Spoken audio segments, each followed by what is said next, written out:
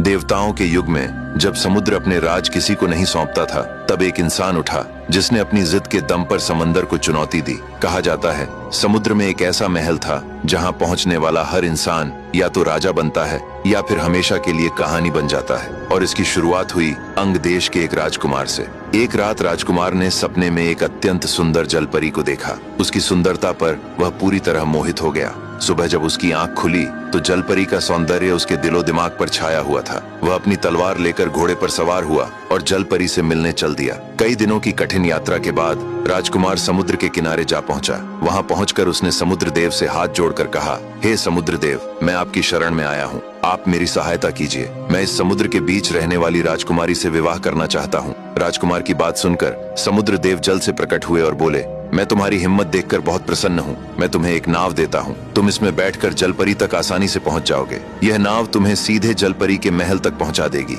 रास्ते में तुम्हें बड़े बड़े सर्प, मगरमच्छ, जहरीले जीव जंतु, राक्षस तथा खतरनाक दरियाई घोड़े मिलेंगे। तुम सबको मारते काटते हुए आगे बढ़ते जाना। समुद्र के बीच पहुंचते ही तुम्हें पानी पर तैरता हुआ एक सुंदर महल दिखाई देगा। महल के बाहर दो विशाल राक्षस पहरा देते मिलेंगे। तुम उनसे छिपकर महल के पिछले रास्ते से अंदर प्रवेश करना। महल के भीतर जलपरी एक पलंग पर सोती हुई मिलेगी। उसके पास पहुंचकर जैसे ही तुम जलपरी को छुओगे, वह उठकर बैठ जाएगी और तुमसे एक सवाल पूछेगी। अगर तुम जलपरी के सवाल का सही जवाब दे दोगे तो वह तुमसे विवाह करने को तैयार हो जाएगी। लेकिन यदि तुम उसका सवाल हल नहीं कर सके तो जलपरी तुम्हें तोता बनाकर अपने महल में हमेशा के लिए कैद कर लेगी। अब आगे की कहानी जानने के लिए देखिए अगला भाग।